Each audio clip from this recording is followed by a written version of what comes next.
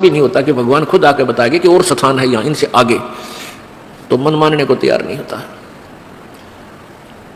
काल यही चाहता है कि ये भूल जाओ उस भगवान को, कहीं ये यहाँ से निकल ना जावे, क्योंकि काल भगवान तो यहाँ का मालिक है, ब्रह्म जिसको ज्योति निरंजन भी कहते हैं, उसको श्राप लगा हुआ है।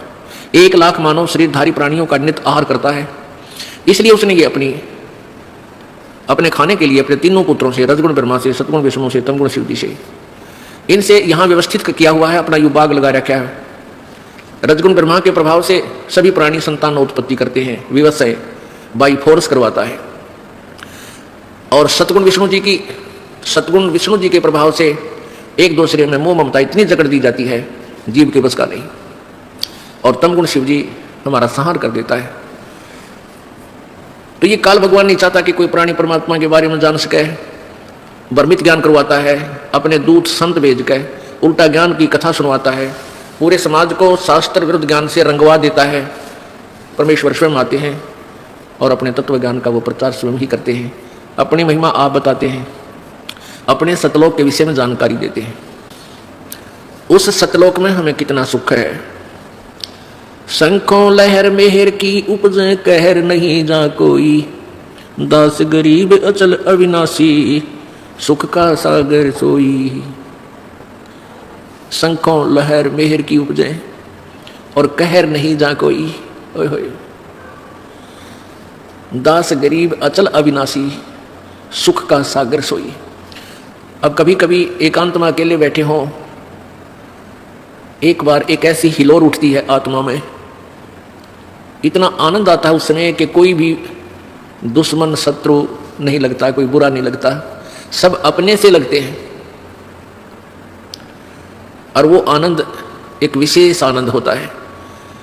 वो कुछ ही क्षणों के लिए रहती है, फिर तुरंत चली जाती है, फिर कोशिश करने से भी सेट नहीं हो पाते हैं। उसके जाते ही फिर कहर की लहर शुरू हो जाती है, उसको ऐसे कर दूंगा, उसको ऐसे कर दूंगा, उसने मेरी हानि कर दी, भाई लड़की नहीं ब्याही गई, किसी की बेटी की ब्याह हो गया तो बेटी का बालक ना होए, भगवान क्या होगा, कहीं वो छोड़ ना दें। और इसी प्रकार ना जाने बिना गिनती की टेंशन और वो कहर की लहर प्रारंभ हो जाती है। परमात्मा कहते हैं उस सतलोक के अंदर, गरीबदास साहिब जी बता रहे हैं, आंखों देखा कबीर परमेश्वर की कृपा से गरीबदास जी महाराज जी ने सतलोक के दर्शन किए थे और परमात्मा को देखा था। उन्होंने आकर बताया था कि हम सुल्तानी नानक तारे दादू को उपदेश दिया, जाति जुलाहा भेद न पाया वो काशी माए कबीर हुआ।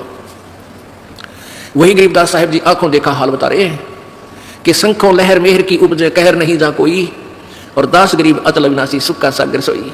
वो सुख का सागर है। पुण्यात्माओं, सत्संग ज्ञान से ज्ञान होता है। पहले हमने अज्ञान सुना था, वो अज्ञान सेट हो गया हमारे हृदय में, वो सच्चा मान लिया हमने।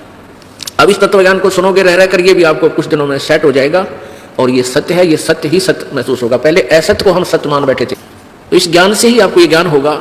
अब मृत्यु तो एक दिन होनी है और इसका कोई फिक्स भी कोई नहीं, अंदाजा ला रखा हमने कि 100 वर्ष तक आदमी व्यक्ति मानव शरीर रह सकता है, लेकिन ये 60-70 वर्ष के बाद तक ये शरीर भी जान का झाड़ हो जाएगा। वो जीवो चाहे ना जीवो 70 साल बाद चलो, वो तो ठीक है, लालच छूटा कोई ना, मर्या जाता को नहीं, जीव प्यारा सब ने लगा है, चाहे 100 वर्ष का भी हो गया, इन्होंने सोचा और जी जाऊं। तो ऐसी भावना क्यों है हमारे अंदर? क्योंकि हम ऐसे लोक में रहा करते थे, वहां मृत्यु नहीं होती थी, और वो आत्मा को आज भी खटक रही है, भाई मरना नहीं चाहिए। हम सतलोक में रहते थे, वह मृत्यु नहीं होती थी। तो इसलिए अब भी इस आत्मा को न्यू लगा है, ये क्यों मर गए, हम क्यों मर रहे हैं, ये मरना नहीं चाहिए। तो ये बीमारी तो, इसका विकल्प तो यहाँ है नहीं। यहाँ का हार्ड एंड फास्ट रूल है, अटल नियम है यहाँ का, जो जन्मा सो मृत्यु होगी, मृत्यु होगी उसका जन्म जरूर होगा।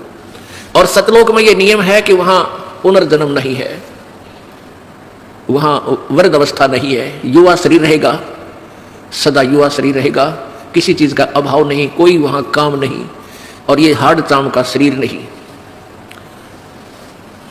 पुण्यात्माओं, ज्ञान से ही ज्ञान होता है, सुनने से ज्ञान होता है, सत्संग से आपको प्रेरणा मिलती है कि हम अपनी मृत्यु तो होनी ही है, अवश्य होनी है।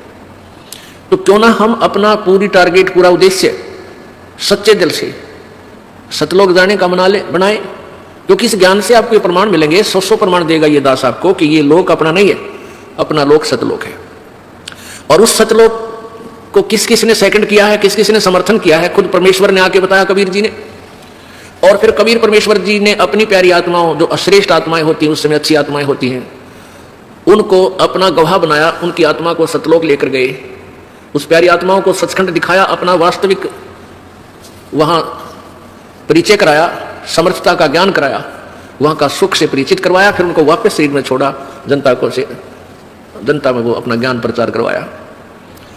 उन्होंने सभी ने एक जैसा ही मार्ग बताया है, जैसे आदरणीय धर्मदास साहिब जी बांधवगढ़ वाले, आदरणीय मरुकदास साहिब जी, आदरणीय दादू साहिब जी, आदरणीय नानक साहिब जी, जिससे सिख धर्म का उत्थान हुआ, आदरणीय गीसादास साहिब जी, आदरणीय गरीबदास साहिब जी, इन सभी पुण्यात्माओं ने परमात्मा को पाया। इन्होंने सचखंड सतलोक आंखों देखा और फिर वापस आकर के उस अनुभव की आंखों देखे, उस परमात्मा की शक्ति समर्थता का अपने अमरवाणी में कलम तोड़ विवरण किया।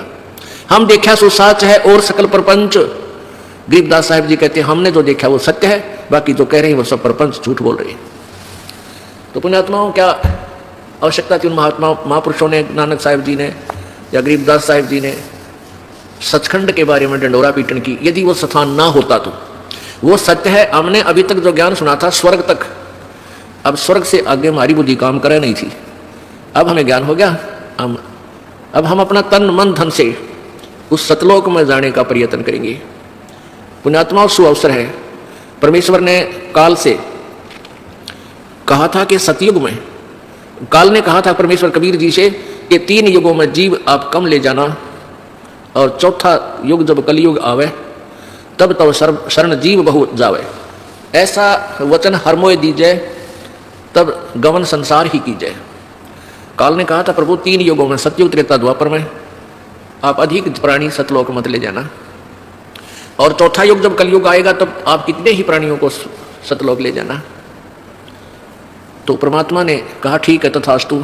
तो उस परमात्मा के उस वचन अनुसार, और काल ने भी अपने मुख से ही कह दिया कि कितने जीव ले जाना, लेकिन एक और प्रार्थना की थी कि जो आपके ज्ञान को स्वीकार करे आप, वो आपका, और जो आपके ज्ञान को स्वीकार नहीं करे, मेरे ज्ञान को स्वीकार करे, वो हमारा। आप उसको बाई फोर्स मत ले जाना, अपना ज्ञान दे करके अपना बनाना। तो इसलिए पुण्यात्माओं, अब जो परमात्मा की अमर वाणी पर जो विश्वास करेगा वो परमात्मा का हो जाएगा, और जो इस वाणी को नहीं समझेगा वो काल का है, वो काल का रहेगा। जैसे ये कोयल होती है, कोयल ये अपना अलग घोंसला बनाकर अपने अंडे उत्पन्न नहीं करती, क्योंकि ये कौवे जो होते हैं कोयल के अंडों को खा जाते हैं। वो क्या बुद्धिमत्ता करती है कि मादा कौवी जो होती है, मादा कौवी, वो जहाँ भी उसने अंडे उत्पन्न कर रखे होते हैं घोंसले में, जब वो कहीं इधर उधर चुग्गा चुगने जाती है, आहार के लिए बाहर जाती है, तो मादा कोयल तुरंत वहाँ जाकर के अंडे उत्पन्न कर देती है। 2 उस कौवी के होते हैं, कौवे के अंडे होते हैं, और 2 कोयल के।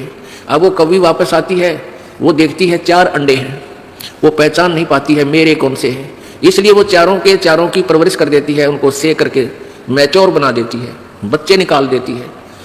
अब कोयल और काग के बच्चों में कोई अंतर नहीं होता जब तक वो छोटे होते हैं।